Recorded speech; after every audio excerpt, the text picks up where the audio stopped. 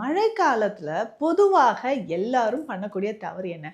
நம்ம என்ன நெனச்சுப்போம், மழை காலம் எனக்கு அடிக்கடி யூரின் போகுது. சரி. இல்லன்னா நம்ம தண்ணி குடிக்கிறதையே அவாய்ட் பண்ணிடுவோம். பொதுவா எந்த கிளைமேட்டா இருந்தாலும், நீங்க ஏசில ஒர்க் பண்ணிட்டு இருக்கீங்கன்னு வச்சுக்கோங்க. ரொம்ப நேரமா ஏசிலயே ஒர்க் பண்ணிட்டு இருக்கோம்னா, என்ன ஆகுது? சரி, நம்ம தண்ணி குடிக்கவே மறந்துரும். சிலர்லாம் வந்து டைமர் வச்சுட்டு தண்ணி குடிச்சிட்டே இருப்போம். ஸோ அந்த மாதிரி பாடி ரொம்ப டீஹைட்ரேட் ஆகுது. இது பொதுவா எல்லார் பாடியிலயும் நடக்கக்கூடிய ஒரு கிளைமேட் தான் இந்த அதிகமான மழை காலத்திலயோ, குளிர்காலத்திலயோ தண்ணீர் நீங்க குடிக்காம இருக்கிறது. இந்த மாரி செய்றதுனால உடல்ல என்னென்ன பாதிப்புகள் வருது தெரியுங்களா? ஸோ கிட்னி ஸ்டோன் வரதுக்கு சான்சஸ் இருக்குங்க. இந்த கிளைமேட்ல எப்படிங்க கிட்னி ஸ்டோன் சம்மர் டைம்ல தானே வரும் அப்படின்னு கேட்டீங்கன்னா, உடலுக்கு தண்ணீர்ன்றது தேவையான அளவுக்கு நம்ம குடுத்தாகணும். ஸோ மழைக்காலம், குளிர்காலத்தில கொஞ்சம் தண்ணீர் குறைவா குடிக்கலாமே தவிர, தண்ணீரே குடிக்காம இருந்தீங்க. ஒரு நாளைக்கு 1/2 லிட்டருக்கும் குறைவாக தண்ணீர் குடிக்கிறவங்கலாம் இருப்பீங்க இந்த காலகட்டத்தில. ஸோ அந்த மாதிரி இருக்காதீங்க.